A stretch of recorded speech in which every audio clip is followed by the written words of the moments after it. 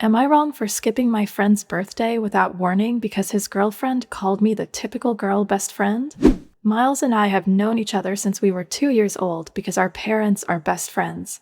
Now, I would not say Miles is my best friend. He is a good friend, and we do hang out on occasion.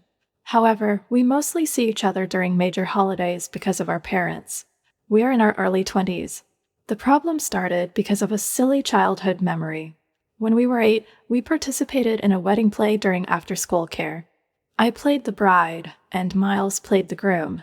It was just a play with terrible songs and uncoordinated kids. Of course, our parents took pictures and videos of it. To this day, we each have one of those pictures on our family picture walls. Miles is dating Lindy. They met 3 years ago and started dating last year. Lindy does not like me. Every time we are at a celebration together, she makes a comment about me being the typical girl best friend. She even once said that I secretly wanted to sleep with Miles. I have no idea where she got that impression from. Miles and I have completely different friend groups and schedules. Other than our occasional monthly catch-up over food, we do not see each other that often. Things got worse when Lindy saw the wedding play picture. The comments increased even more. She even started messaging me on Instagram, saying things like, "I know what game you were playing." I talked to Miles about this once, and he told me to give her time. His birthday was on Saturday, and I was invited. Lindy messaged me beforehand, saying something along the lines of how she was going to supervise me. She mentioned that this was their first birthday as a couple, and I was not allowed to take up his time. Honestly, I was just fed up. I tried talking to Miles again, but he gave me the same response. So, I decided to skip the party. When the party started, I sent him a quick message saying, "Sorry, I cannot come," and told him that my mother would bring his present. Now, Miles is upset with me for missing his birthday. Lindy is angry, claiming that I made the situation all about myself. Even my parents are upset that I missed what they consider a family function. So, am I wrong? Quick edit. I did not show anyone the messages because I did not want to make more out of this than it actually is. I did not want to poison anyone against Lindy, especially not if she is becoming a new fixture in Miles' life. Doing so would only make both our lives more difficult. I hope that simply talking about it might be the more mature and adult approach. My parents are not mad at me or blowing up my phone, like the typical drama you see on Reddit. They, along with Miles' parents, were just a little disappointed that this was the first birthday I have ever missed. As for why Lindy is jealous, I have absolutely no idea. Neither of our parents ever wanted us to get together. There were no jokes about it, no playful comments, nothing. In fact, I think they would never have wanted that to happen in the first place. The wedding play picture is in our living room simply because our parents loved it. It was our first play, and they thought it was adorable. Update 1. I will update you on the first part and clarify some things later. After my post, I talked to Miles.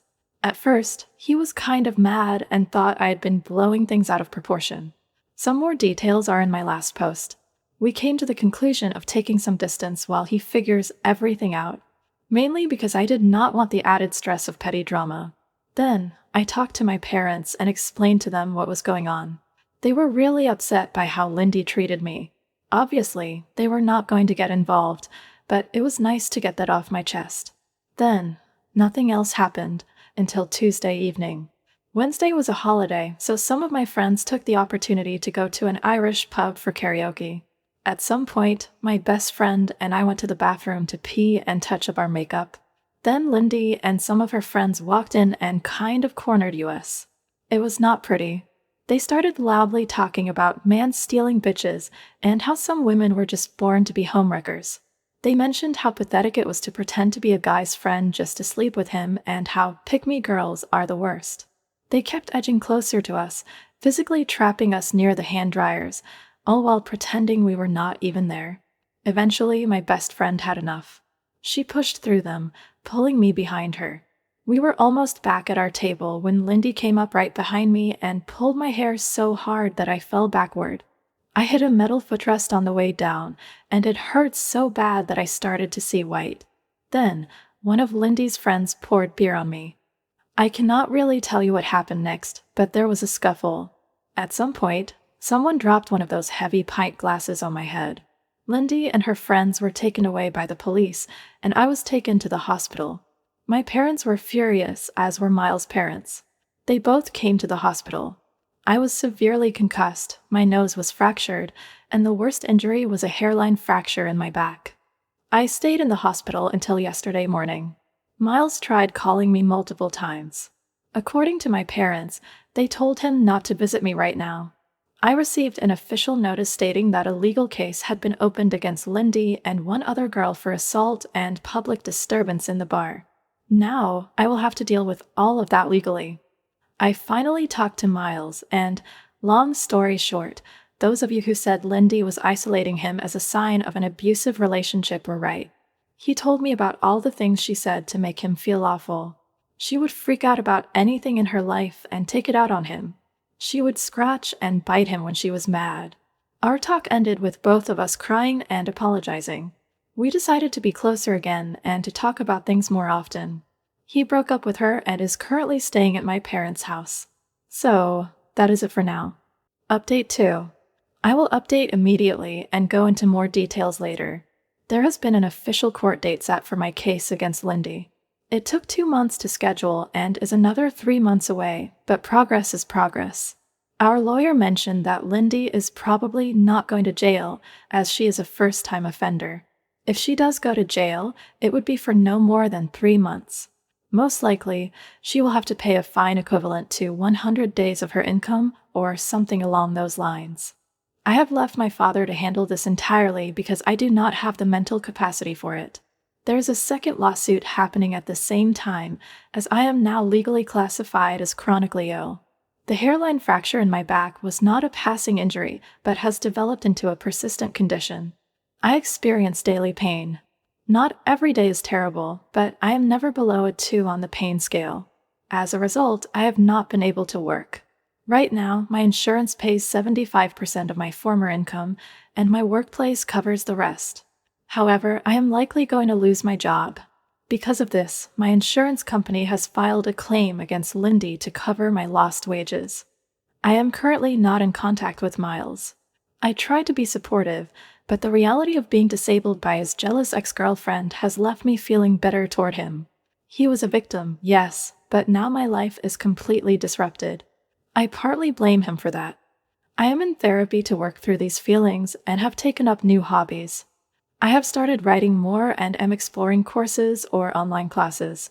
Miles' parents have been incredibly apologetic and supportive.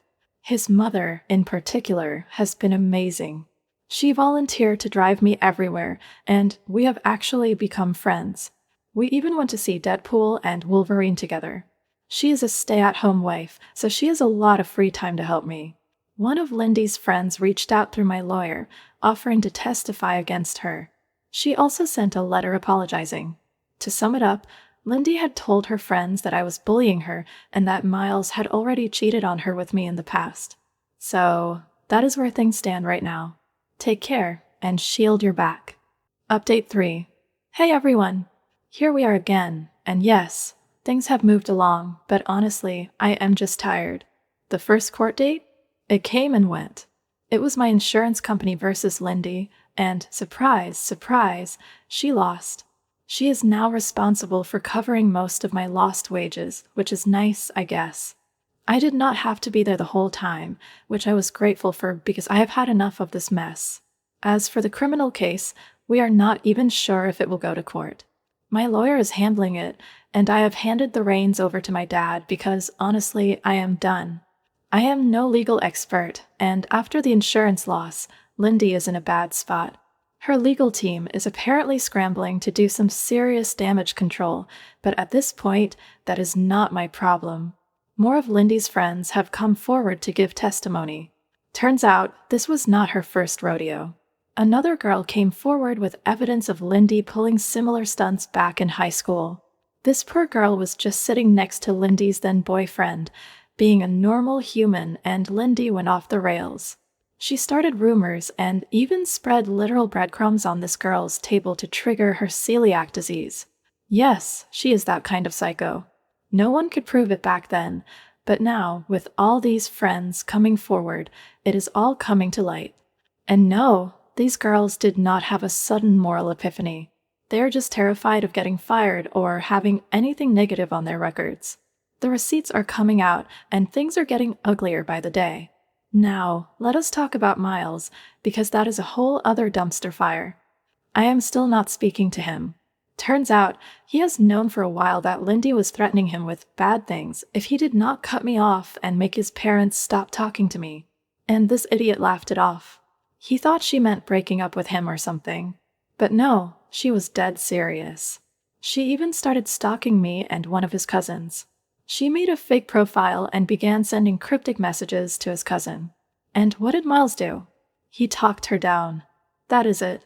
She kept giving him ultimatums, and he just rolled with it. So, yes, I am even angrier at him now. He knew she was unhinged and did nothing about it.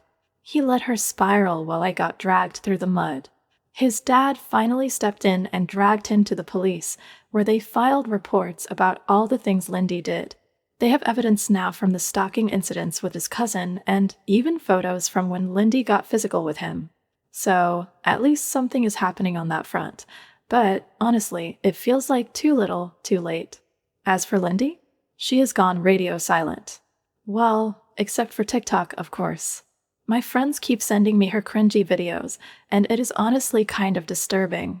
She is acting like nothing is happening, as if her entire life is not falling apart. Apparently, she has a new boyfriend now, and they are making those awful lip-sync videos together. I think she is living at his place, but who knows?